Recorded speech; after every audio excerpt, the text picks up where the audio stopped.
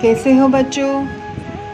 आज हम फिर से एक बार मिले हैं और हम गणेश उत्सव के महत्व और गणेश जी के स्वरूप का महत्व उसके बारे में थोड़ी चर्चा करेंगे। भाद्र माह में शुक्ल पक्ष की चतुर्थी के दिन यह त्यौहार आता है। क्या कोई बता सकता है ये दिन क्या है? इस दिन गणेश जी का जन्म हुआ था, इसीलिए हम इसको गणेश चतुर्थी के रूप में मनाते हैं। गणेश जी ये वो देवता है जिनके आगमन से प्रसन्नता और सुख की वर्षा होती है। ये वो देवता है जो सबसे अधिक नटखट और सबसे अधिक पवित्र है। संस्कृत भाषा में गण का अर्थ है समाज और ईश का अर्थ है भगवान, यानी कि गणेश मतलब समाज के कल्याणकारी भगवान। तो गणेश चतुर्थी के दिन हम न केवल उनकी पूजा आराधना परंतु हम भी अपने हृदय में गणेश जी के तत्व को यानी कि समाज के लिए कल्याणकारी भावना को हमारे अंतःकरण में धारण करते हुए हम गणेश जी का आह्वान करेंगे। आज मैं आप सबको बताऊंगी कि गणेश जी की शरीर की संरचना हमें क्या सिखाती है।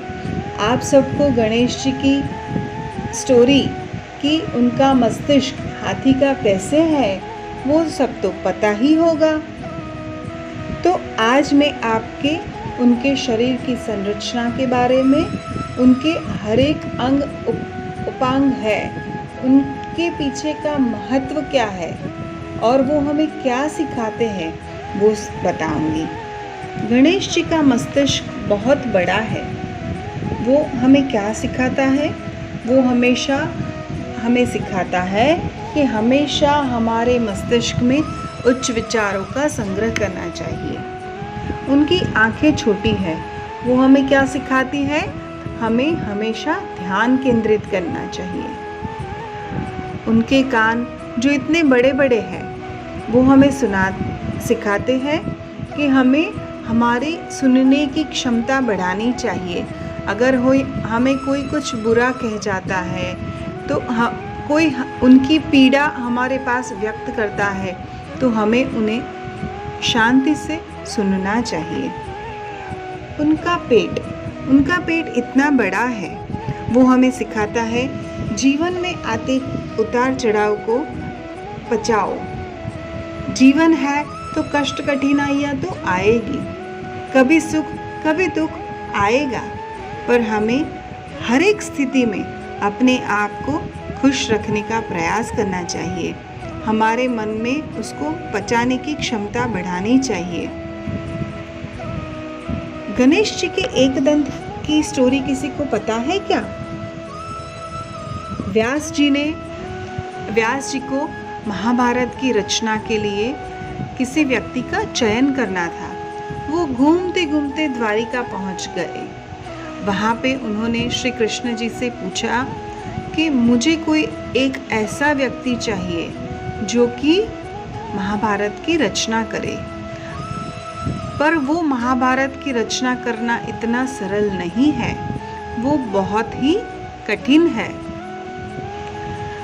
उसके लिए एकाग्रता की ज़रूरत है और निरंतरता की भी ज़रूरत है।